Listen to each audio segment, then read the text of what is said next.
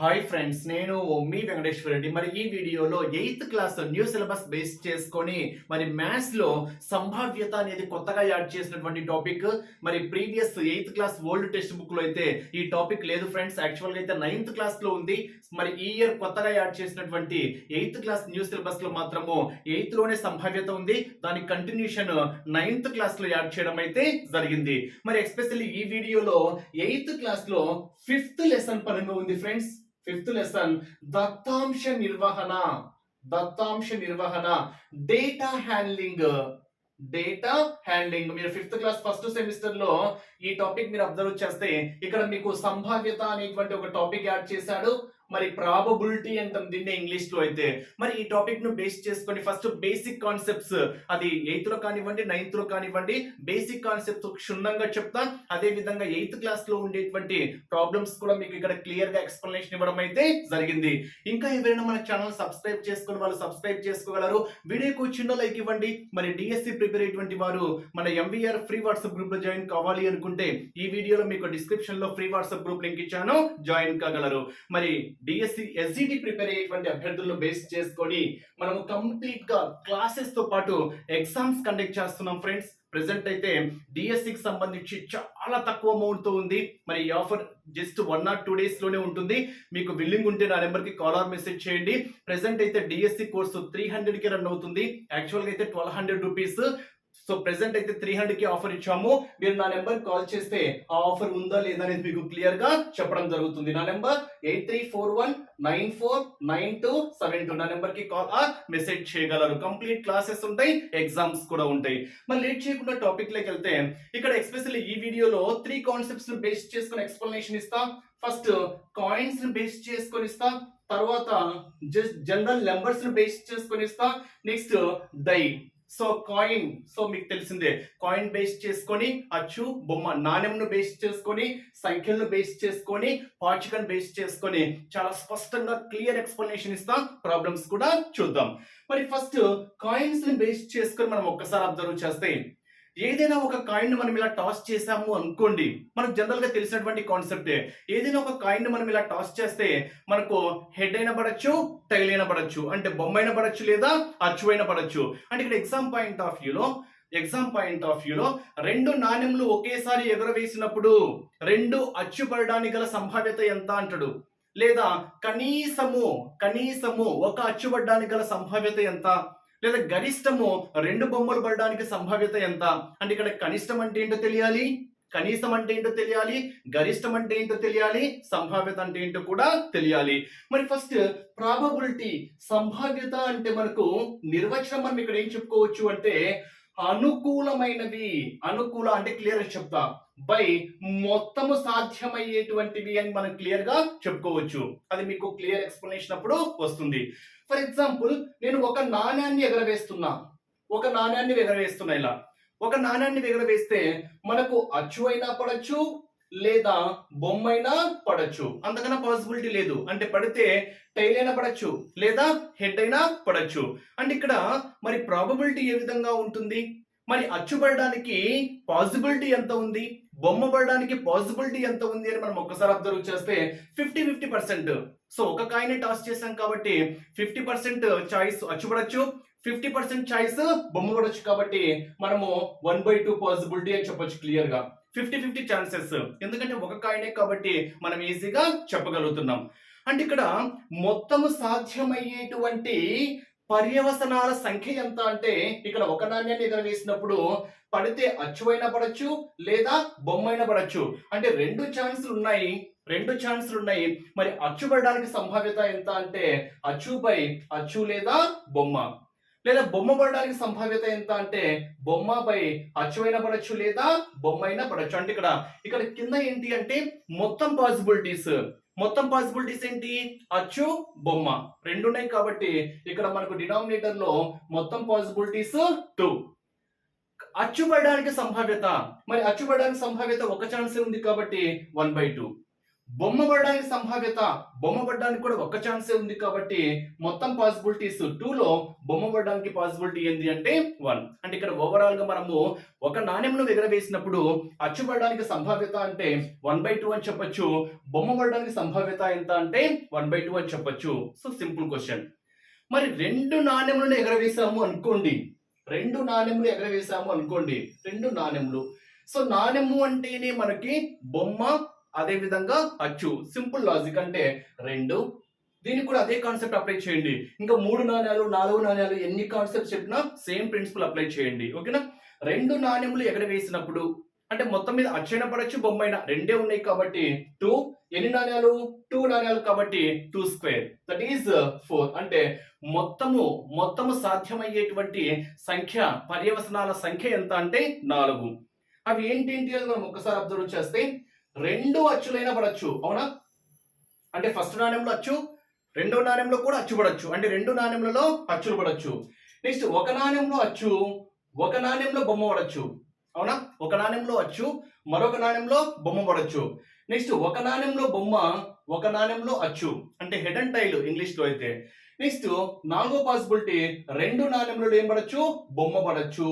అంటే ఒక నాణ్యంలో అచ్చు, ఇంకొక నాణ్యంలో అచ్చు, ఒక నాణ్యంలో అచ్చు, ఇంకొక నాణ్యంలో బొమ్మ, ఒక నాణ్యంలో బొమ్మ, ఇంకొక నాణ్యంలో అచ్చు, ఒక నాణ్యంలో బొమ్మ, ఇంకొక నాణ్యంలో కూడా బొమ్మ. అంతకన్నా పాసిబిలిటీస్ ఉన్నాయా? లేవు. అంటే మొత్తము ఎన్ని పర్యవసనాల సంఖ్య ఎంత అంటే 4. బికాస్ మొత్తం మీద 4. అంటే డినామినేటర్ లో ఏముంటుంది? 4 ఉంటుంది. ఇది ఫస్ట్ స్టెప్.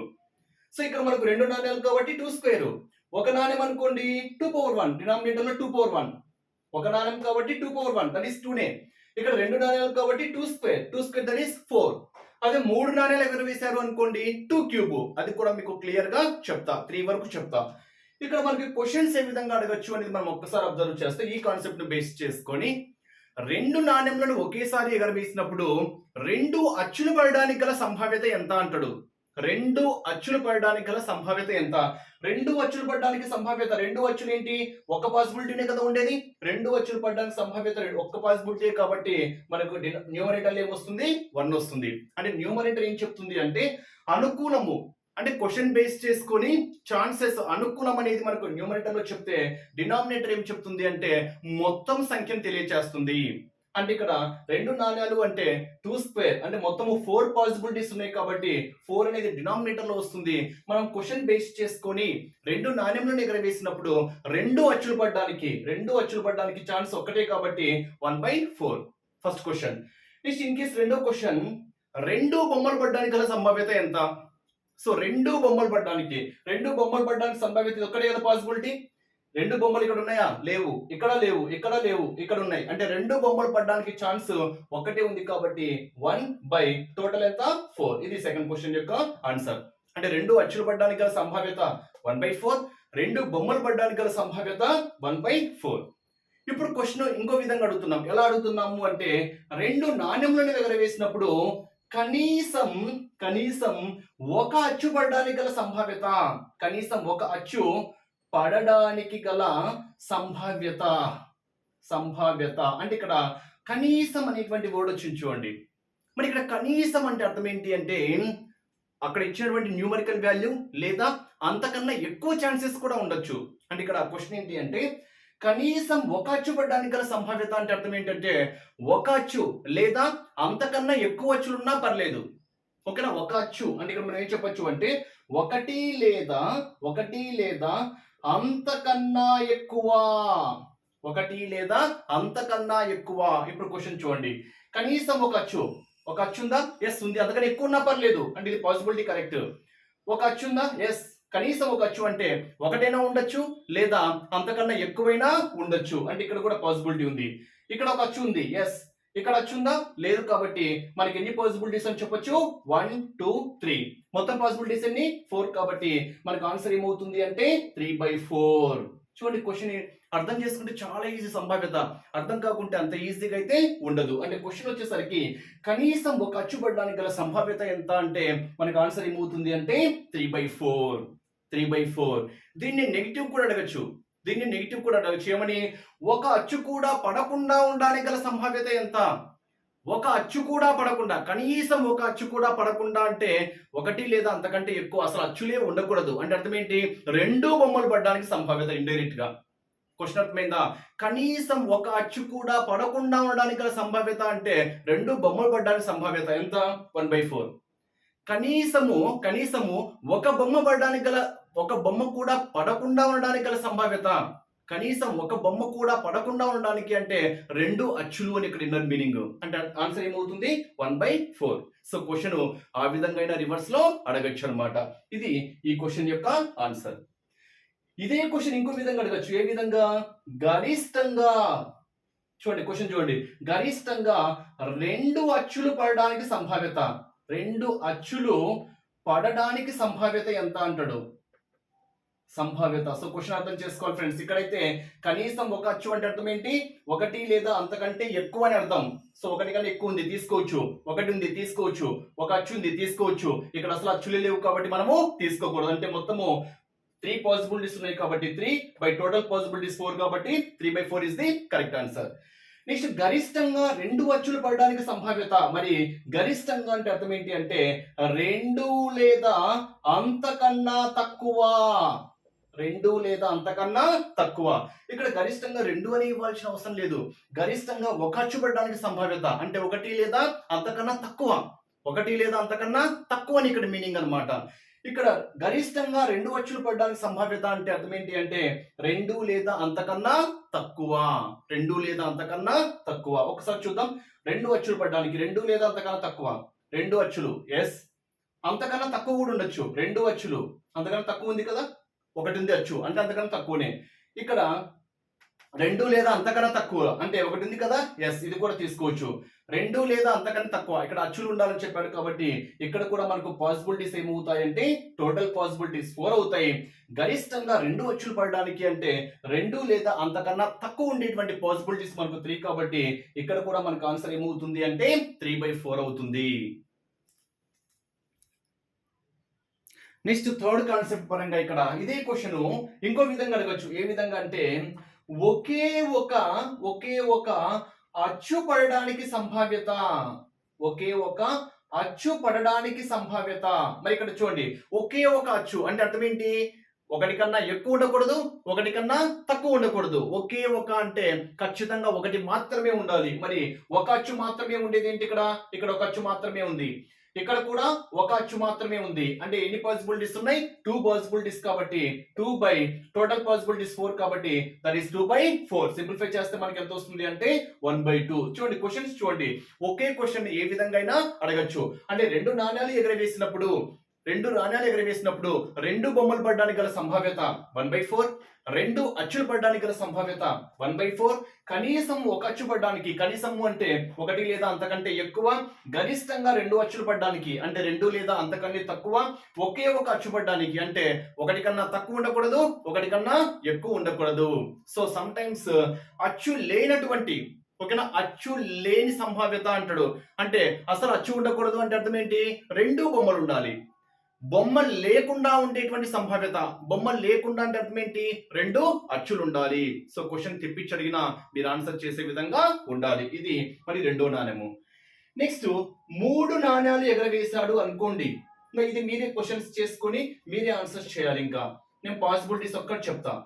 3 నాణ్యాలు ఎగరవేశాము అనుకోండి. అచ్చు బొమ్మ కాబట్టి 2 అచ్చు బొమ్మ అంటే మనకు ఉండేది 2 అచ్చు అయిన పడాలి లేదా బొమ్మ అయిన పడాలి. సో 2 3 నాణ్యాలు కాబట్టి 3³ దట్ ఈస్ ఎంత? 8. మొత్తం ఎన్ని పాసిబిలిటీస్ ఉన్నాయంటే 8 పాసిబిలిటీస్ ఉన్నాయి. మరి ఆ 8 పాసిబిలిటీస్ మనం ఒక్కసారి అబ్జర్వ్ చేస్తే 3 అచ్చులు బొమ్మచ్చు అంటే 3 అచ్చులు పడచ్చు. అంటే ఒక నాణ్యంలో అచ్చు, ఇంకొక నాణ్యంలో అచ్చు, ఇంకొక నాణ్యంలో కూడా అచ్చు పడచ్చు. అంటే 3 అచ్చు ఫస్ట్ పాసిబిలిటీ. నెక్స్ట్, ఒక నాణ్యంలో అచ్చు, ఇంకొక నాణ్యంలో అచ్చు, ఇంకొక నాణ్యంలో బొమ్మ పడచ్చా? ఎస్. ఒక నాణ్యంలో అచ్చు, ఇంకొక నాణ్యంలో అచ్చు, ఇంకొక నాణ్యంలో బొమ్మ. నెక్స్ట్, మూడోది, ఒక నాణ్యంలో అచ్చు, ఇంకొక నాణ్యంలో బొమ్మ, ఇంకొక నాణ్యంలో అచ్చు. పాసిబిలిటీ ఉందా? ఎస్. ఒక నాణ్యంలో అచ్చు, ఒక నాణ్యంలో బొమ్మ, ఇంకొక నాణ్యంలో అచ్చు. నెక్స్ట్, మరో పాసిబిలిటీ, ఒక నాణ్యంలో అచ్చు, ఇంకొక నాణ్యంలో బొమ్మ, ఇంకొక నాణ్యంలో కూడా బొమ్మ. ఒక నాణ్యంలో బొమ్మ, అచ్చు, ఇంకో దాంట్లో బొమ్మ, ఇంకో దాంట్లో బొమ్మ. నెక్స్ట్ ఒక నాణ్యంలో బొమ్మ, ఒక నాణ్యంలో బొమ్మ, ఇంకొక నాణ్యంలో అచ్చు, ఇంకొక నాణ్యంలో అచ్చు. ఎస్, పాసిబిలిటీ ఉంది కదా. ఫస్ట్ నాణ్యంలో బొమ్మ, రెండవ నాణ్యంలో అచ్చు, మూడవ నాణ్యంలో అచ్చు. నెక్స్ట్ ఒక నాణ్యంలో బొమ్మ, ఇంకొక నాణ్యంలో అచ్చు, ఇంకొక నాణ్యంలో బొమ్మ, బొమ్మ అచ్చు బొమ్మ. ఇక్కడ కూడా ఒక పాసిబిలిటీ. అంటే ఇక్కడ 1 2 3 4 5 6 ఇంకా 2 పాసిబిలిటీస్ ఉన్నాయి. ఆ 2 పాసిబిలిటీస్ ఇక్కడ రాస్తున్నా. ఫస్ట్ నాణ్యంలో బొమ్మ, రెండవ నాణ్యంలో బొమ్మ, మూడవ నాణ్యంలో అచ్చు. పాసిబిలిటీ ఉంది కదా. ఎస్. నెక్స్ట్ లాస్ట్ పాసిబిలిటీ, 3 నాణ్యంలో ఏం పడచ్చు, బొమ్మలు కూడా పడచ్చు. అంటే మొత్తం ఎన్ని పాసిబిలిటీస్ చూడండి, 1 2 3 4 5 6 7 8. ఇంతకన్నా పాసిబిలిటీస్ అయితే ఉండవు. సో మొత్తం పాసిబిలిటీస్ 8 కాబట్టి మనకు డినామినేటర్ ఏమొస్తుంది, 8 వస్తుంది. మనకు అడిగేటువంటి క్వశ్చన్ బేస్ చేసుకొని ఇంకా అంటే అర్థం ఏంటి, 3 నాణ్యములను ఎగరవేసినప్పుడు అన్ని అచ్చులు పడడానికి గల సంభావ్యత ఎంత? అన్ని అచ్చులు అంటే అర్థం ఏంటి, 3 అచ్చులు పడడానికి గల సంభావ్యత 1/8. 3 నాణ్యములను ఎగరవేసినప్పుడు అన్ని బొమ్మలు పడడానికి గల సంభావ్యత ఎంత? అన్ని బొమ్మలు పడడానికి ఒకే ఛాన్స్ కాబట్టి 1/2³ that is 8. Next question, for example, కనీసము 2 బొమ్మలు పడడానికి గల సంభావ్యత ఎంత? సో కనీసం అంటే చెప్పాను మీకు, కనీసం 2 బొమ్మలు పడడానికి గల సంభావ్యత అంటే అర్థం ఏంటి, 2 లేదా అంతకన్నా ఎక్కువ. అంతకన్నా ఎక్కువ. క్వశ్చన్ ఏంటి, 3 నాణ్యములను ఎగరవేసినప్పుడు కనీసము 2 లేదా అంతకంటే ఎక్కువ అంటే కనీసము 2 బొమ్మలు పడడానికి గల సంభావ్యత. సో క్వశ్చన్ చూడండి, 3 నాణ్యములను ఎగరవేసినప్పుడు కనీసము 2 బొమ్మలు పడడానికి గల సంభావ్యత అంటే అర్థం ఏంటి, కనీసం 2 అంటే 2 లేదా అంతకంటే ఎక్కువ. 2 లేదా అంతకంటే ఎక్కువ బొమ్మలు ఎక్కడ ఉన్నాయి, ఇక్కడ ఉన్నాయి లేదు. 2 లేదా అంతకంటే ఎక్కువ ఉండాలి బొమ్మలు. ఇక్కడ ఒక్క బొమ్మనే ఉంది, తీసుకోకూడదు. ఇక్కడ కూడా ఒక్క బొమ్మనే ఉంది. ఇక్కడ 2 బొమ్మలు ఉన్నాయి, తీసుకోవచ్చు. ఇక్కడ ఒక బొమ్మనే ఉంది, ఇది తీసుకోవచ్చు. ఇక్కడ ఒక బొమ్మనే ఉంది, నాట్ పాసిబిలిటీ. ఇక్కడ 2 బొమ్మలు ఉన్నాయి, తీసుకోవచ్చు. ఇక్కడ 2 బొమ్మలు ఉన్నాయి, తీసుకోవచ్చు. ఇక్కడ 3 ఉన్నాయి అంటే 2 లేదా అంతకన్నా ఎక్కువ తీసుకోవచ్చు కాబట్టి ఇది కూడా తీసుకోవచ్చు. 2 లేదా అంతకన్నా ఎక్కువ అంటే ఏంటి, ఇక్కడ 1 2 3 4 పాసిబిలిటీస్ ఉన్నాయి. 4 5 1 2 3 4 పాసిబిలిటీస్ కాబట్టి 4 టోటల్ పాసిబిలిటీస్ ఎంత 8 కాబట్టి 4/8 is the correct answer. Next 3 నాణ్యములను ఎగరవేసినప్పుడు ఓకేనా, ఒకే ఒక అచ్చు పడడానికి గల సంభావ్యత. ఒకే ఒక అచ్చు అంటే అర్థం ఏంటి, అంతకన్నా తక్కువ పడకూడదు, అంతకన్నా ఎక్కువ పడకూడదు. ఒకే ఒక అచ్చు ఉండాలి. ఒకే ఒక అచ్చు ఇక్కడ ఉంది పాసిబిలిటీ, ఇక్కడ కూడా ఒక పాసిబిలిటీ ఉంది. ఒకే ఒక అచ్చు ఉండాలి. ఒకే ఒక అచ్చు రెండే ఉన్నాయి కాబట్టి 2/8 is the correct answer. So question ఈ విధంగా మనం ఫామ్ చేసుకుంటే నాణ్యాలను బేస్ చేసుకొని క్వశ్చన్ ఎలా ఇచ్చినా మీరు ఆన్సర్స్ అయితే చేయవచ్చు.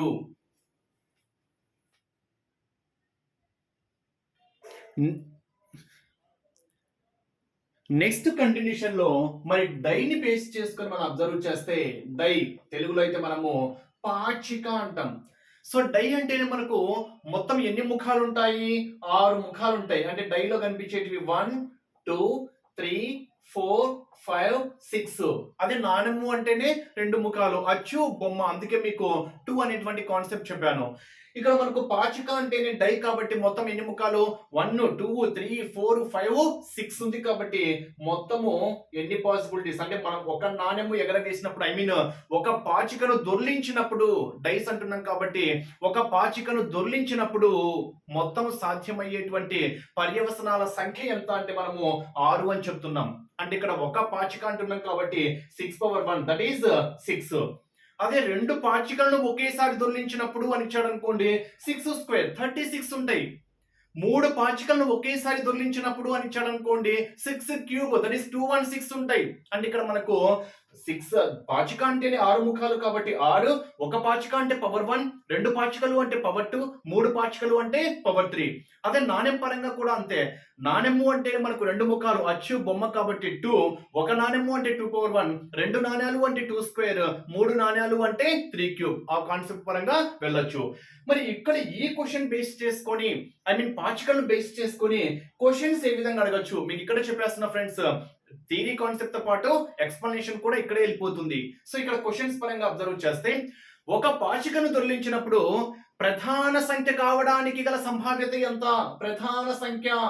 సో ప్రధాన సంఖ్య అడగచ్చు, సంయుక్త సంఖ్య అడగచ్చు, ఖచ్చితమైన వర్గ సంఖ్య అడగచ్చు, ఖచ్చితమైన ఘన సంఖ్య అడగచ్చు, లేదా సంయుక్త సంఖ్య అడగచ్చు, బేసి సంఖ్య అడగచ్చు, సరి సంఖ్య అడగచ్చు. సో క్వశ్చన్ ఏదైనా అడగచ్చు. సో ప్రధాన సంఖ్య అంటే మనకు మొత్తం ఒక్కసారి అబ్జర్వ్ చేస్తే ఒక పాచికను దొర్లించినప్పుడు ముఖంపై ప్రధాన సంఖ్యలు ప్రధాన సంఖ్య రావడానికి గల సంభావ్యత ఎంత అంటాడు. సో ఒక పాచిక అంటున్నాం కాబట్టి టోటల్ పాసిబిలిటీస్ ఎన్ని? 6. సో డినామినేటర్ లో 6, ఒక పాచిక 6/1 దట్ ఈస్ 6. మరి ప్రధాన సంఖ్యలు ఏమేమి ఉన్నాయి చూడండి. ప్రధాన సంఖ్య అంటే అర్థం ఏంటి? ఏదైనా ఒక సంఖ్యను బేస్ చేసుకొని 2 కారణాంకాలు మాత్రమే ఉంటే ఆ 2 కారణాంకాలు కూడా ఏంటి? 1 మరియు అదే సంఖ్య. అంటే 2 కారణాంకాలు మాత్రమే ఉంటే ఆ సంఖ్యను మనం ఏమంటాము అంటే ప్రధాన సంఖ్య అంటాం. ఆ 2 కూడా కారణాంకాలు ఏంటి? 1 ఒకటి కంపల్సరీగా ఉంటుంది, అదే సంఖ్య ఒకటి ఉంటుంది. అతి చిన్న ప్రధాన సంఖ్య ఏంటి అంటే 2 అవుతుంది. సరి ప్రధాన సంఖ్య ఏంటి అంటే 2 తప్ప మిగిలిన ప్రధాన సంఖ్యలన్నీ మనకి ఏమవుతాయంటే బేసి సంఖ్యలు అవుతాయి. మీకు సంఖ్యలో చాలా క్లియర్గా చెప్పాను. లాస్ట్ టైం టెట్ లో సంఖ్యలను బేస్ చేసుకొని సరికాని వాక్యాలు, సరైన వాక్యాలను బేస్ చేసుకొని బిట్టు కూడా అడిగాడు. అందుకే మీకు క్లియర్గా చెప్తున్నా. అంటే ఇక్కడ ప్రధాన సంఖ్య అంటేనే మనకు 2 అనేది మనకి ఏమవుతుంది? అతి చిన్న ప్రధాన సంఖ్య. 2 అనేది సరి ప్రధాన సంఖ్య. 2 తప్ప మిగిలిన బేసి సంఖ్యలన్నీ మనకి ఏమవుతాయి అంటే ప్రధాన సంఖ్య. అంటే మిగిలిన బేస్ సంఖ్యలన్నీ కాదు. అంటే ప్రధాన సంఖ్యలు ఏవైతే తీసుకుంటామో 2 తప్ప మిగిలిన ప్రధాన సంఖ్యలన్నీ మనకి ఏమవుతాయి అంటే బేస్ సంఖ్యలు అవుతాయి. ఓకేనా? అంటే కన్ఫ్యూజ్ చేయడానికి ఇలా అడగచ్చు. బేసి సంఖ్యలు, ప్రధాన సంఖ్యలన్నీ బేసి సంఖ్యలే అంటాడు. ప్రధాన సంఖ్యలన్నీ బేసి సంఖ్యలే అనేది మనకి ఏమవుతుంది అంటే ఫాల్స్ స్టేట్మెంట్ అవుతుంది. ప్రధాన సంఖ్యలలో 2 తప్ప మిగిలినవన్నీ బేసి సంఖ్యలే అంటే ఇది సరైన స్టేట్మెంట్ అవుతుంది. అంటే ప్రధాన సంఖ్యలో ఎన్ని సరి సంఖ్యలు ఉంటాయి అంటే ఒకే ఒక సరి సంఖ్య ఉంటుంది. అది ఏంది అంటే 2. సో మీకు తెలిసిందే 2 అనేది అతి చిన్న ప్రధాన సంఖ్య. 3 ఏ ఇతర సంఖ్య చేయన భావించబడుతుందా? పోదు కాబట్టి 3 అంటే 1 3 జా 3 1 జా, అంతకన్నా పాసిబిలిటీ లేదు. 4 దేంతోనే పోతుందా? 2 తో పోతుంది కాబట్టి 4 ప్రధాన సంఖ్య కాదు. 5 1 5 జా 5 1 జా, ఇంకా మీరు సంఖ్యల గురించి చెప్పినప్పుడు క్లియర్ చెప్పాను, ఇక్కడ మళ్ళీ ఇంకా రిపీట్ చేయలేము. 6 2 3 జా పోతుంది కాబట్టి సో పాసిబిలిటీ లేదు. అంటే 6 అనేది ప్రధాన సంఖ్య కాదు. అంటే ఇక్కడ 1 to 6 లో ప్రధాన సంఖ్యలు ఏంటి? 2 3 5 కాబట్టి మొత్తం పాసిబిలిటీస్ 3/6 దట్ ఈస్ 1/2. అంటే ఇచ్చిన క్వశ్చన్ బేస్ చేసుకొని ఒక పాచికను దొర్లించినప్పుడు ముఖంపై ప్రధాన సంఖ్య రావడానికి గల ప్రాబబిలిటీ, సంభావ్యత ఎంత అంటే మనకు 1/2 ఇస్ ది కరెక్ట్ ఆన్సర్. ఇదే క్వశ్చన్ ఫర్ ఎగ్జాంపుల్ సంయుక్త సంఖ్య పరంగా అడిగాడు అనుకోండి. సంయుక్త సంఖ్య అంటే అర్థం ఏంటి? ప్రధాన సంఖ్యలు కానటువంటి ప్రతి సంఖ్య సంయుక్త సంఖ్యనే. బట్ ఇక్కడ 1 అనేది ప్రధాన సంఖ్య కాదు, సంయుక్త సంఖ్య కూడా కాదు. 1 అనేది నెయిదర్ ప్రైమ్ నార్ కాంపోజిట్ అంటాం. నెయిదర్ ప్రైమ్ అంటే ప్రధాన సంఖ్యలు అంటే ప్రైమ్ నెంబర్స్, సంయుక్త సంఖ్యలు అంటే కాంపోజిట్ నెంబర్స్ అంటాం. అంటే 1 అనేది నెయిదర్ ప్రైమ్ నార్ కాంపోజిట్, అంటే ప్రధాన సంఖ్య కాదు, సంయుక్త సంఖ్య కాదు.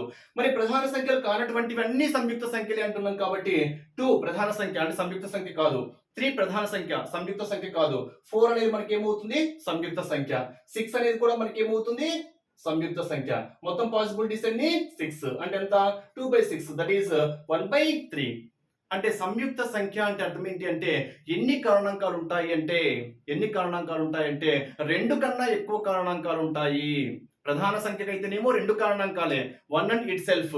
సంయుక్త సంఖ్య కాంపోజిట్ నెంబర్స్ అంటే 2 కన్నా ఎక్కువ కారణాంకాలు ఉంటాయని పాయింట్ మీరు హైలైట్ చేసుకోవాలి. అతి చిన్న సంయుక్త సంఖ్య ఎంత అంటే 4. పోయినసారి టెట్లో అడిగాడు అతి చిన్న సంయుక్త సంఖ్య ఎంత అని అడిగాడు. ఓకేనా? ఒక షిఫ్ట్ లో ఎంత? 4 అనేది అతి చిన్న సంయుక్త సంఖ్య అవుతుంది. ఓకేనా? ఇక్కడ పాచికని బేస్ చేసుకొని 4 6లు మాత్రమే మనకి ఏమవుతాయి? సంయుక్త సంఖ్యలు కాబట్టి 2/6 దట్ ఈస్ 1/3. ఇదే క్వశ్చన్ రివర్స్ లో ఇంకో విధంగా అడగచ్చు. ఏంటి? ఖచ్చితమైన వర్గం కావడానికి అంటాడు. ఖచ్చితమైన వర్గాన్ని perfect square 1 square so 1, 2 square 4, 3 square 9 ఇంకా లేదు. అంటే 1 స్క్వేర్ 4, 2 స్క్వేర్ అంటే ఇవి పర్ఫెక్ట్ స్క్వేర్స్ కాబట్టి by6 that is 2/6 that is 1/3 is the correct answer. In case ఖచ్చితమైన ఘనము కావడానికి perfect cube so 1 cube 1, 2 cube 8 లేదు కాబట్టి మనకి ఇక్కడ 1 to 6 లో 1 మాత్రమే పర్ఫెక్ట్ క్యూబ్. దేనికి అంటే 1k 1 cube by total 6, that is 1/6 is the correct answer.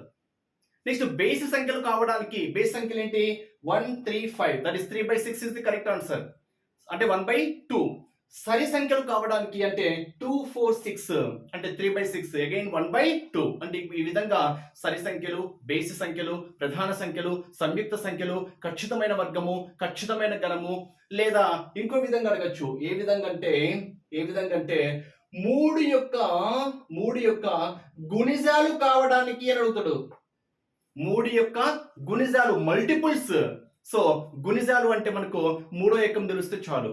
ఇది 3 1 3 ఉంది, 3 2 6 ఉంది, 3 3 9 ఉందా లేదు. అంటే మనకు రెండు పాసిబిలిటీస్ ఏంటి 3 1 6 1. అంటే ఒక పాచికను దొర్లించినప్పుడు 3 యొక్క గుణిజాలు కావడానికి సంభావ్యత ఎంత అంటే 3 కావచ్చు లేదా 6 కూడా కావచ్చు. రెండు పాసిబిలిటీస్ ఉన్నాయి. బై టోటల్ ఎంత 6, దట్ ఈస్ 1 2 కాబట్టి 2/6 దట్ ఈస్ 1/3. ఓకేనా, 3 యొక్క గుణిజాలు పరంగా ఇచ్చినప్పుడు, లేదా 2 యొక్క గుణిజాలు అంటే 2 4 6, 5 యొక్క గుణిజాలు అంటే 5 ఒక్కటే వస్తుంది. అది గుణిజాలు మల్టిపుల్స్ పరంగా ఇచ్చినప్పుడు. నెక్స్ట్ ఇదే క్వశ్చన్ ఇంకో విధంగా అడగచ్చు. ఎలా అంటే ఫర్ ఎగ్జాంపుల్ 3 కంటే ఎక్కువ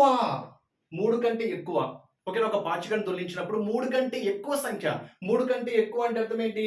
3 కంటే ఎక్కువ అంటున్నాడు అంటే ఏంటి? 4 కావచ్చు, 5 కావచ్చు, 6 కావచ్చు. 3 కన్నా ఎక్కువ, 3 లేదా అంతకంటే ఎక్కువ అని ఇచ్చాడు అనుకోండి 3 కూడా తీసుకోవాలి. కనీసం 3 అని ఇచ్చాడు అనుకోండి 3 లేదా అంతకన్నా ఎక్కువ. వాటి యొక్క మీనింగ్స్ తెలుసుకోవాలి ఫ్రెండ్స్. 3 లేదా అంతకన్నా ఎక్కువ అంటే 3 కూడా తీసుకోవాలి. 3 కన్నా ఎక్కువ అంటే 3 తీసుకోకూడదు. 4 5 6 సంథింగ్. కనీసం 3 అంటే 3 లేదా అంతకన్నా ఎక్కువ. సో మనకి ఇక్కడ 3 కంటే ఎక్కువ అని ఇచ్చాడు కాబట్టి 4 5 6 బై టోటల్ ఎన్ని 6, that is 3/6, that is 1/2 is the correct answer. ఇదే క్వశ్చన్ ఇలా చెప్పాను కదా, కనీసము 4 అంటే అర్థం ఏంటి? 4 లేదా అంతకన్నా ఎక్కువ. 4 లేదా అంతకన్నా ఎక్కువ అంటే ఏంటి? 4 5 6 మొత్తం ఎన్ని 3/6, దట్ ఈస్ 1/2. గరిష్టంగా 4 అని ఇచ్చాడు అనుకోండి. గరిష్టంగా 4 అంటే 4 లేదా అంతకన్నా తక్కువ. 4 లేదా అంతకన్నా తక్కువ అంటే అర్థం ఏంటి? 4 అంతకన్నా తక్కువ, 3 అంతకన్నా తక్కువ, 2 అంతకన్నా తక్కువ అంటే 1. అంటే 1 2 3 4 తీసుకోవచ్చు. 1 2 3 4 అంటే 4 కాబట్టి 4/6, that is 2/3 is the correct answer. Next ఇదే క్వశ్చన్ ఇంకో విధంగా అడగచ్చు. ఏ విధంగా అడగచ్చు? 6 గాని అంతకన్నా తక్కువ అని ఇచ్చాడు అనుకోండి. 6 గాని అంతకన్నా తక్కువ. 6 గాని అని ఇచ్చాడు కాబట్టి 6 తీసుకోవచ్చు. అంతకన్నా తక్కువ అంటే ఏమున్నాయి? 5 4 3 2 1 తీసుకోవచ్చు కదా, తీసుకోవచ్చు. అంటే మొత్తం ఎన్ని ఉన్నాయి? 6 ఉన్నాయి కాబట్టి 6/6, దట్ ఈస్ 1. 6 గాని లేదా అంతకన్నా తక్కువ అంటే మనకు అర్థం ఏంటి అంటే 6 అంతకన్నా తక్కువ కూడా తీసుకోవాలి. 6 గాని అంతకన్నా ఎక్కువ అని ఇచ్చాడు అనుకోండి. 6 కానీ అంతకన్నా ఎక్కువ అని ఇచ్చాడు అనుకోండి 6 తీసుకుంటాము. అంతకన్నా ఎక్కువ అంటే అర్థం ఏంటి? 7 8 9 అవి లేవు కాబట్టి 6 ఒక్కటే తీసుకుంటాం. ఇక్కడ 1/6 అనేది కరెక్ట్ ఆన్సర్. 7 కంటే ఎక్కువ, ఫర్ ఎగ్జాంపుల్ ఇదే క్వశ్చన్ 7 కంటే ఎక్కువ అని ఇచ్చాడు అనుకోండి, లేదా 6 కంటే ఎక్కువ అని ఇచ్చాడు అనుకోండి. 6 కంటే ఎక్కువ అంటే ఏంటి? 7 8 9 అసలు పాసిబిలిటీ లేదు కాబట్టి అసలు సాధ్యమే కాదు. 7 కంటే ఎక్కువ అనేది కూడా ఇక్కడ మనకు నాట్ పాసిబిలిటీ, సాధ్యమే కాదు.